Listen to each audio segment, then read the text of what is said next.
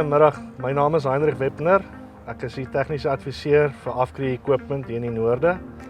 En ons het vandag gedink om vir julle 'n paar video's bymekaar te sit hoe om jou stroper reg te stel vir stroopseisoen. Hier by my staan 'n nuwe S700 stroper wat ons vir julle 'n paar punte gaan uitwys op.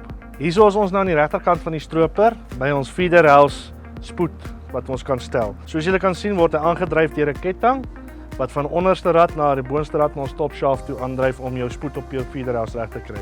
Om die spoed te verander is relatief baie maklik. Jy moet net jou tension hierso skiet op hierdie nuts, maak jou ketting los, druk hierdie pennetjie terug en skuif die rad tot waar jy hom wil hê. So gooi jy jou ketting oor op die wat se spoed jy wil hê. Die klein rad agter, 'n 26 tand, is vir stadige spoed. Hang af wat se variëteit of graan jy gaan stroop. Koring soek jy 'n bietjie vinniger, dan gaan jy op 'n vinnige spoed sit. Mielies en soja soek ons verkieslik op die stadige spoed. Dan gaan ons hier op na ons top shaft toe. Dit is die een wat om die feeder house chain wat ons nou gaan uitwys, aandryf met sy slip clutch. So hy is gemaak as daar enige verstoppings of interruptions hier kan wees, dat hy kan slip hierso, dat ons nie skade op ons feeder house kan kry nie. So ook sal julle sien hier bo waar ons spoed kan stel, is hier 'n pen en 'n lever wat jy kan stel. Hierdie is om jou drom op en af te sit. So op mielies soek ons hom bo en op boontjies soek ons hom onder. Soos hy nou gestel is hy bo gestel, so hy's nie in float nie. Dit is vir mielies wat ons hom so gaan stel. As jy hom wil boontjies en jy wil hê hy moet in float, dan trek jy net daai en jy sak hom. En jy maak seker dat hy inklik. Hierso is die drom nou in die boonste posisie. Hy het hierdie kant 'n lever en ander kant het hy lever. Maak seker dat ons hom op weerskante stel. Die rede hoekom ons hom bo sit met mielies is om meer kapasiteit te kan insit. Daar kom meer materiaal in as met boontjies. So ons soek 'n groter gaping tussen ons vloerplaat en ons drom om daai materiaal, daai volume wat inkom te kan hanteer en te verwerk. Aan die regterkant van die stroper is hier 'n lever wat ons kan draai. Hierdie lever is vir jou stone trap. Dis die plaat daaronder. Ek gaan hom gou vir julle oopmaak, dat julle net sien. Hoe lyk dit?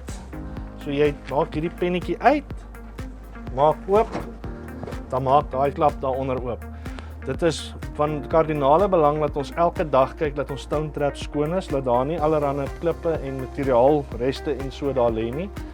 Laat ons 'n skoon sampel kan kry en laat ons skade op ons stone trap kan verhoed. Die doel van die stone trap is om klippe op te vang wat jy dalk mag raakstroop en dat hulle nie deur die stroper gaan om ons skade op ons stroper se router elemente te kan gee nie. Nou kom ons by ons praat van die angle of attack.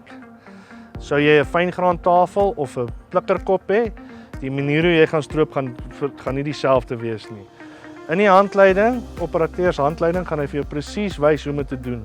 Baie belangrik is om seker te maak dat jou banddruk van jou stropers reg is voor jy daai verstelling doen. Jy gaan jou stroper op 'n gelykgrond stop en jy gaan sak tot op 'n spesifieke hoogte wat in die operateurs handleiding staan.